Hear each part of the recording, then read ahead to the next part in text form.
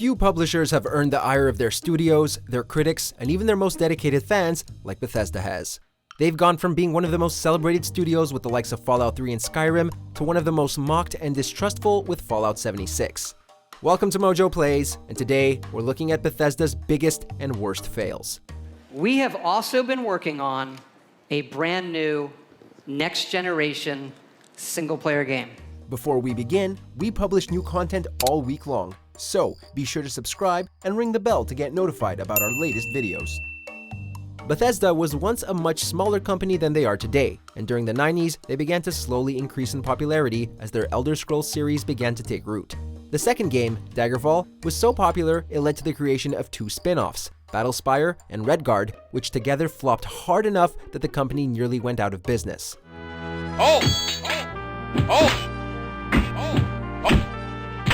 But in 2002, with Morrowind and its expansions, it was firmly on the map, and continuing with Oblivion in 2006, things were looking up for them.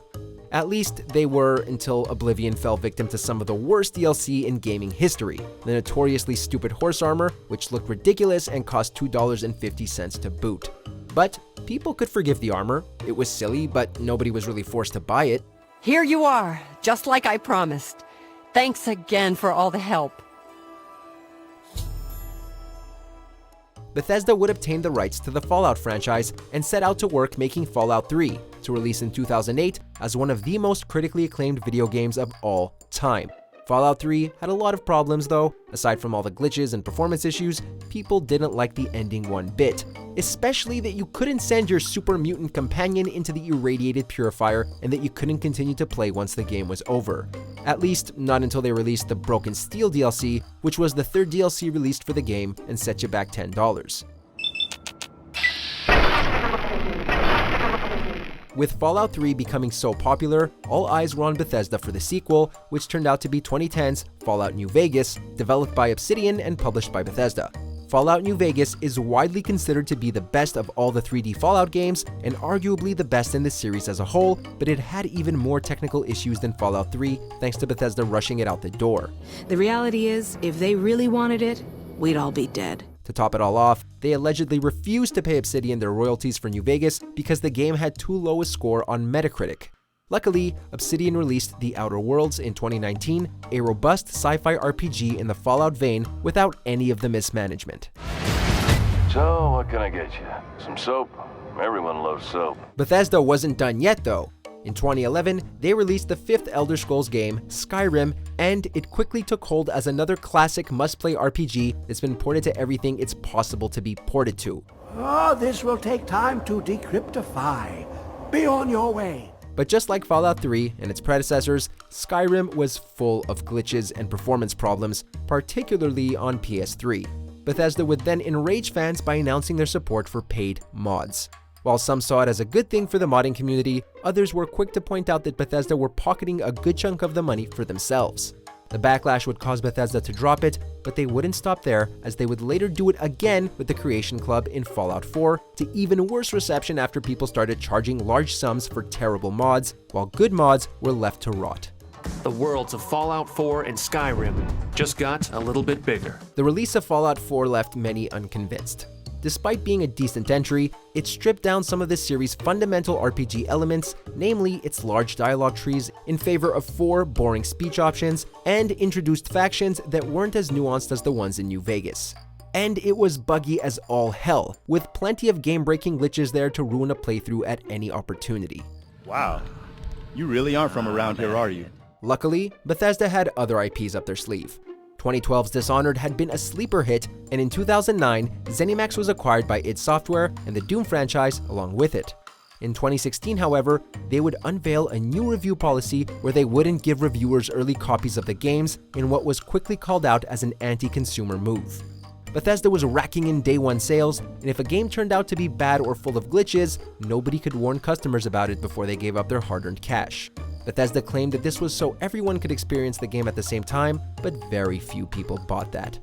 Do that, and those raiders get an express ticket to hell. Now, by the time 2018 rolled around, people were skeptical of Bethesda, to say the least. When it was time for their 2018 E3 showcase, Todd Howard took the stage to give a sneak peek of the Elder Scrolls 6, but also to reveal their latest project, Fallout 76. With a map 4 times the size and 16 times the detail, this always online Fallout experience was pretty much doomed to fail. When it released later that year, it became one of the most disastrous video game launches in living memory.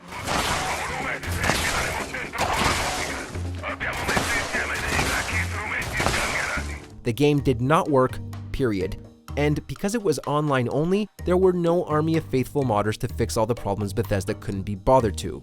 To make matters worse, the Power Armor Edition came with cheap nylon bags as opposed to the high-quality canvas bags they advertised because they were, quote, too expensive. The game didn't even have a story beyond audio and text logs that you had to collect, and it had no human NPCs. When players stumbled across the developer room and started cloning and selling high-level items on eBay, Bethesda started mass banning accounts, getting on the wrong side of the people who actually wanted to play the game.